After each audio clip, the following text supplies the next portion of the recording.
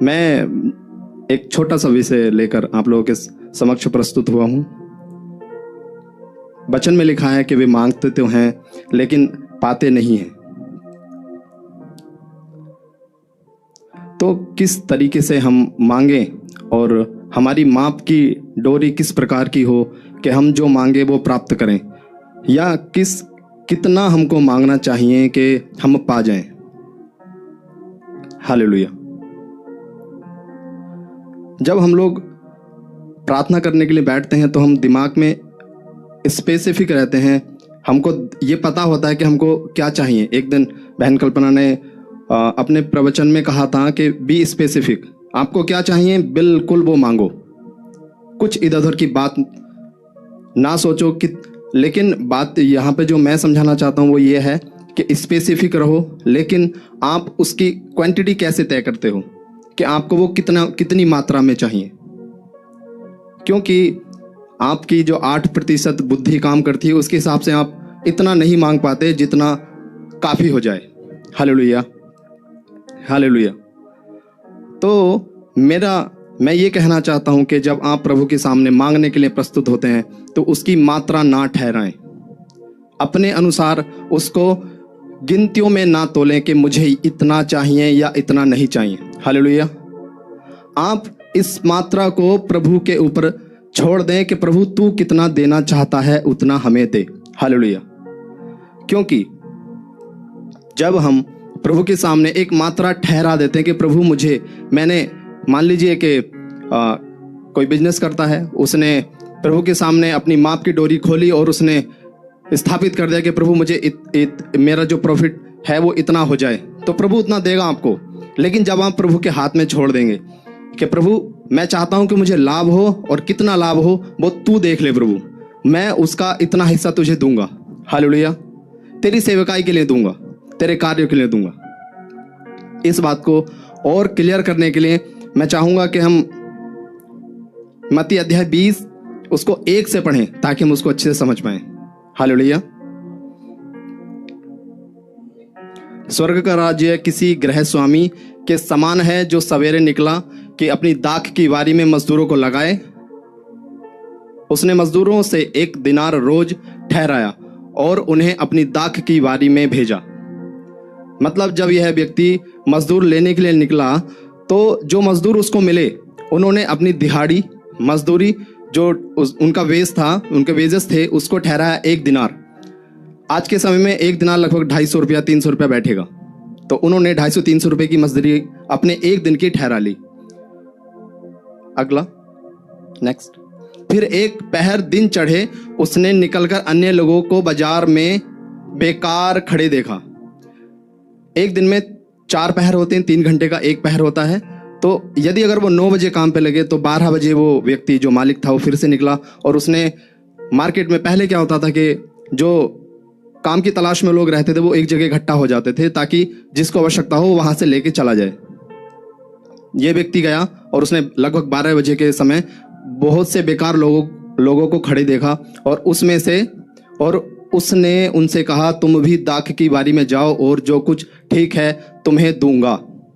यहाँ पर एक बात देखने वाली है कि इससे पहले वाले जो लोग थे, जो पहली शिफ्ट में, जो शुरुआत में, दिन की शुरुआत में जो लोग काम पर गए थे, उन्होंने अपनी दिहाड़ी मजदूरी ठहराई थी, वो था 1 दिनार। लेकिन यहाँ पर जो लोग हैं उन्होंने उस मालिक से कहा कि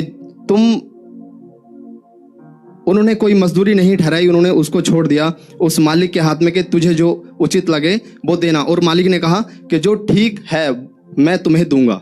अतः वे भी गए। उसके बाद फिर उसने दूसरे और तीसरे पहर लगभग पहले वाले 9 बजे, ये 12 बजे और तीसरा पहर 3 बजे के समय वो फिर से गया और उसने फिर से लोगों को खड़ा हुआ देखा, बेकार खड़े हुए लोगों को फिर से वो लेके आ गया आगे।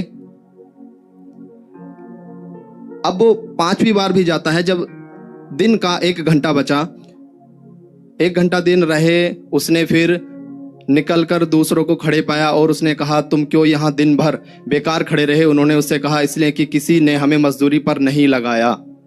हालेलुया। उसने उनसे कहा तुम भी दाख की बारी में जाओ। अभी दिन का आखिरी 1 घंटा बाकी था। उस समय वो लोग मजदूरी पर लग गए। सांझ को दाख की बारी के स्वामी ने अपने भंडारी से कहा, अपने मुनीम से कहा, मजदूरों को बुलाकर पिछलों से लेकर पहलों तक उन्हें मजदूरी दे दो। आगे, जब वे आए तो घंटा भर दिन रहे लगाए गए थे तो उन्हें एक एक दिनार मिला। ये वो व्यक्ति हैं जिन्होंने कोई भी मात्रा, कोई भी दिहाड़ी मजदूरी ठहराई नहीं थी। इनको मिला 1 दिनार। तब जो सबसे पहले लोग आए थे, ये बाद वालों को 1 दिनार मिल गया, लेकिन जो सबसे पहले गए थे उनको लगा जब 1 घंटे वालों को ये 1 दिनार दे रहा है तो हमें शायद ज़्यादा देगा। तो आगे होता है, जो पहले आए उन्होंने यह समझा कि हमें अधिक मिलेगा, परंतु उन्हें भी 1 दिनार ही मिला। आगे, जब मिला तो वे गृह स्वामी पर कुड़कुड़ा के कहने लगे, इन पिछलों ने 1 ही घंटा काम किया और तूने उन्हें हमारे बराबर कर दिया, जिन्होंने दिन भर भार उठाया और धूप सही। उसने उनमें से एक को उत्तर दिया, हे मित्र, मैं तुझसे कुछ अन्याय नहीं करता, क्या तूने मुझसे 1 दिनार न ठहराया था? ये जो पहला वाला व्यक्ति है, जो सबसे पहले वाली शिफ्ट में ये लोग आए थे, सबसे जो दिन के शुरुआत में आए थे, इन्होंने अपनी मजदूरी ठहराई थी और जो मालिक था उन्होंने उनकी ठहराई हुई माप के अनुसार उनको $1 दिनार दिया। और अपनी ही ठहराई हुई चीज पर वो लोग वाद विवाद करने लगे कि हमें $1 दिया और जो बाकी के लोग हैं उनको भी $1 आपने दिया है। उसने उनमें से एक को, नेक्स्ट वचन, जो तेरा है उठा ले और चला जा। मेरी इच्छा यह है कि जितना तुझे दूं उतना ही इस पिछले को भी दूं। जो देने वाला है, वो देने वाले के पास जो संपत्ति है उस पे उसका अधिकार है कि वो किसी भी मजदूर को कितना भी दे। हालेलुया। तो जब हम प्रार्थना में आते हैं और प्रभु के सामने प्रार्थना करने के बाद एक स्पेसिफिक नंबर दे देते हैं कि प्रभु मुझे इतना चाहिए, और इतने के बाद हम चले जाते हैं, तो प्रभु उसके आगे देना चाहता है। प्रभु तो ट्रकों के हिसाब से हमारे लिए बड़ी से बड़ी आशीष से लेकर आता है और हम उसके सामने खड़े रहते हैं एक छोटी सी पॉलीथीन लेकर। तो प्रभु उतना ही देगा ना जितना आपने अपनी माप में ठहराया है, जितना आप उसके लिए लेके आए हैं, और वो भी हम लोग उसमें रखते हैं जो थैली फटी हुई होती है। हालेलुया। तो कभी भी जब हम प्रार्थना करते हैं तो प्रभु के सामने अपनी माप ना ठहराएं, देने दें प्रभु को कि वो कितना देना चाहता है उसकी माप के अनुसार। मैं इस बात को और अच्छे से समझाने के लिए एक छोटी सी कहानी आपको सुनाता हूं। एक छोटा बच्चा अपने पिता के साथ एक दुकान पर गया और वहां जाकर, वो बच्चा बड़ा प्यारा था, दुकान वाले को बहुत अच्छा लगा। पिता ने सामान खरीदा और वो बच्चा बड़े ध्यान के साथ एक डब्बे के ऊपर जिसमें चॉकलेट रखे रहते हैं, जिसमें टॉफियां रखी रहती हैं, उसकी तरफ बड़े ध्यान से देख रहा था। दुकान वाले ने बोला, बेटा इसमें से टॉफियां ले ले, लेकिन उस बच्चे ने टॉफी नहीं ली, वो चॉकलेट नहीं ली, बस दुकानदार की तरफ देखता रहा और डब्बे की तरफ देखता रहा, और बाप इन दोनों को देखता रहा। जब हिसाब किताब उन लोगों का हो गया तो वो फिर भी यही बच्चा लगातार देख रहा था उस डब्बे को और उस दुकान वाले को कि ये क्या होता है, कि कितना मुझे मिलेगा या नहीं मिलेगा। उसको एक आशा भरी नजरों से वो देख रहा था। जब बाद में हिसाब किताब हो गया, दुकान वाले ने डब्बे का मुंह खोला, उसका ढक्कन खोला और उसमें से एक मुट्ठी भर के निकाल के बच्चे को दिया। बच्चे ने अपना कपड़ा आगे किया और उसमें रख लिया। रास्ते में पिता बोलता है कि जब वो खुद अपने मुंह से तेरे से कह रहा था ले ले निकाल ले, अपने हाथ से निकाल ले, तो तूने क्यों नहीं निकाला? तो बच्चा बड़ा प्यारा जवाब उसको देता है कि पिताजी, अगर मैं अपने हाथ से उस डब्बे से निकालता तो मेरे छोटे छोटे हाथ हैं, मुश्किल से 2-3 टॉफियां मेरे हाथ में आती। अब उसने अपने बड़े हाथ से, बड़े नाप से जब मुझे उस डब्बे से निकाल के दिया तो मेरे पास 20 से भी ज्यादा चॉकलेट, 20 से भी ज्यादा टॉफियां मेरे हाथ में आ गई हैं। Hallelujah, hallelujah. तो जब हम अपनी माप, यह है हमारी माप, उस बच्चे ने बड़ा अच्छा काम किया कि उसने उस निर्णय को उस दुकान वाले के पास छोड़ दिया कि तू अपनी नाप से दे दे, मैं तो मेरी नाप से नहीं लूंगा, मेरा मन तो है लेकिन तू जितना देगा मैं उसमें संतुष्ट हूं। हालेलुया।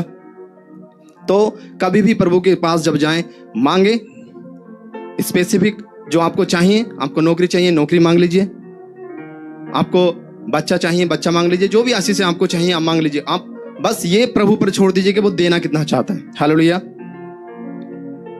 एक चीज मैं हमेशा से सोचता था, मैंने बचपन से एक कहानी सुनी थी कि लोग अपने दुख से दुखी नहीं हैं, दूसरों के सुख से ज्यादा दुखी हैं। ये बात मुझे इस वचन को समझ में आई। उन लोगों ने 1 दिनार तय किया, लेकिन जब बाद वालों को 1 दिनार उनके बराबर मिला तो उनको दुख हो गया। उनको ये दिक्कत नहीं थी कि उनको $1 मिला है, लेकिन उनको ये दिक्कत थी कि बाद वालों को भी उतना ही क्यों मिला जितना हमें मिला है। हालेलुया। तो ये बात सत्य है कि ज्यादातर मनुष्य जो संसार में है वो अपने दुख से कम परेशान, लेकिन जो सुखी है उसके सुख से ज्यादा परेशान होते हैं। हालेलुया। पुराने नियम में हम सिर्फ, जहां तक मुझे मालूम है, सिर्फ एक जगह ऐसा हुआ है जहां किसी व्यक्ति ने गिनती ठहरा दी। एलीशा ने, जब एलिय्याह को उठाया जा रहा था तो एलीशा ने कहा कि मुझे इसकी आत्मा का दुगना भाग चाहिए, और उसका दुगना भाग मिला भी। लेकिन अगर उन्होंने, जैसे ही वो जा रहे थे, एक जल्दबाजी में शायद वो दुगना भाग मांग लिया, लेकिन अगर उनको सोचने का मौका मिलता या एक समय अगर वो पहले से विचार करते कि कितना मांगू, तो शायद वो भी प्रभु के हाथ में छोड़ देते। प्रभु, तुझे जितना बड़ा हिस्सा मुझे देना है उतना बड़ा हिस्सा मुझे दे दे। हालेलुया। सुलेमान के लिए अगर हम देखें तो सुलेमान ने भी सिर्फ बुद्धि मांगकर सब कुछ प्रभु के हाथ में छोड़ दिया, और प्रभु ने सिर्फ उसको बुद्धि नहीं, उस समय के, और वचन में तो ऐसा लिखा है कि तब से लेकर अभी तक उसके जैसा धनवान कोई भी राजा नहीं हुआ इज़राइल के अंदर। हालेलुया। तो ये शब्द हम मांग तो सकते हैं अपनी औकात के हिसाब से, लेकिन हमें देखना चाहिए कि हमारे पिता की हैसियत कितनी है। अपनी औकात के हिसाब से, अपनी हैसियत के हिसाब से हमको नहीं मांगना है। हमको मांगना है हमारे पिता की जो हैसियत है, और हमारा जो पिता है, जो हमारा स्वर्गीय पिता है। आपने यहाँ से वचन में सुना है कि वहां तो सोने की सड़कें हैं, सच में। तो हम उसके पास उसकी नाप के अनुसार जाएं, ना कि अपनी नाप के अनुसार। मैं 1-2 आपको और कि हमारे प्रभु का स्वभाव कैसा है, उस स्वभाव को मैं आपको बताने की कोशिश करता हूं। वचन में लिखा है, पुराने नियम में जब इजरायलियों ने, जब वो मिस्र से निकले, कनान देश जा रहे थे, तब उन्होंने मांस खाने की इच्छा करी, और उन्होंने सिर्फ इच्छा की, और प्रभु ने उनके पास बटेरों की वर्षा की। हालेलुया। जितनी चाहिए थी उन लोगों ने उतनी खाई, और 40 साल तक उन्होंने खाई। हालेलुया। मन्ना भी ऐसे ही खाया, लगातार खाया। तो वो लोगों ने सिर्फ अपनी इच्छा, और चट्टान से पानी पिया, भरपूर पिया। तो प्रभु की माप है कि प्रभु की माप के अनुसार जब हमको मिलता है तो जो बच जाता है वो खराब नहीं होता, और हमको बहुतायत से मिलता है। हालेलुया। प्रभु की एक माप हमको नए नियम में मिलती है। बाइबल वचन में लिखा है, थके मांदे और बोझ से दबे हुए लोगों, तुम सब मेरे पास आओ, मैं तुम्हें विश्राम दूंगा। ये किसी एक व्यक्ति की बात नहीं है, ये है एक, हमारे उत्तराखंड में बोलते हैं चूल्हा नोत दावत, यानी कि जितने आएंगे वो उतनों को उद्धार देगा। जितने उसके पास आएंगे वो उन सब को, उसकी नाप बहुत बड़ी है, उसकी माप इतनी बड़ी है कि उसके पास एक आएगा तो वो एक को भी विश्राम देगा, और अगर उसके पास संपूर्ण संसार आ जाएगा तो वो उसको भी विश्राम देगा। हालेलुया। वचन में लिखा है, जितनों ने उसकी ओर दृष्टि की उनका मुंह कभी काला नहीं हुआ। प्रभु 1, 2, 3, 4 ऐसी गिनतियों को प्रभु प्रीफर ही नहीं करता है। प्रभु ने तो बोला कि जब मैं तुमको 60 गुना, 70 गुना और 100 गुना दूंगा। प्रभु की गिनती बड़ी है, तो हम अपनी गिनती में ना उलझें, बल्कि हमको छोड़ देना चाहिए। हम जो प्रार्थना करते हैं प्रभु पर कि प्रभु तू तेरी गिनती के हिसाब से मुझे प्रदान कर। और आप देखेंगे, मैं अगर अपने जीवन की बात बताऊं तो मैंने प्रभु से सिर्फ मैंने बोला था प्रभु कि मुझे नौकरी दे प्रभु, और प्रभु ने मुझे 7 दे दी अपने वचन के अनुसार। उसके वचन में सबसे ज्यादा शब्द जो संख्या यूज होती है 12, 7, 40 इस तरह से यूज होती है। प्रभु ने मुझे 7 दी। मैंने उससे कहा प्रभु सिर्फ मुझे नौकरी चाहिए, कितनी देनी है वो उसके हाथ में मैंने छोड़ा, और प्रभु ने मुझे भर भर के दी। मैंने अपनी गवाही आप लोगों के सामने पहले भी दी है। तो मेरे भाई और मेरे बहनों, मेरा निवेदन यह है कि जब आप प्रभु के पास प्रस्तुत हों, आप अपनी मांग प्रभु के सामने रखें। जो आपको चाहिए, जब आप उससे बोलते हैं तो आप सिर्फ बताएं आपको क्या चाहिए, और उसके बाद छोड़ दें प्रभु के हाथों पर कि वो अपने बड़े हाथों से कैसे आपको कितना देना चाहता है। और आप देखेंगे, आप महसूस करेंगे कि वो आपको इतना दे देगा कि आपके साथ पुश्ते तक वो बनी रहेगी, चाहे वो किसी प्रकार की भी आशीष रहे। Hallelujah, hallelujah.